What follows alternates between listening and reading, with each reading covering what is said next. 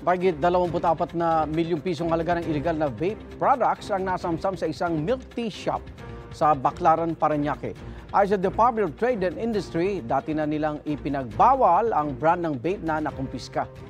Illegal din ang tindahan dahil 20 metro lang ang layo nito sa Baclaran Elementary School. Sa ilalim ng vape law, hindi dapat bababa sa 100 metro ang layo ng vape shop sa mga eskwelahan. Arestado ang mag-asawang Chinese na may-ari ng milk tea shop. Walang pahayag ang mga inaresto.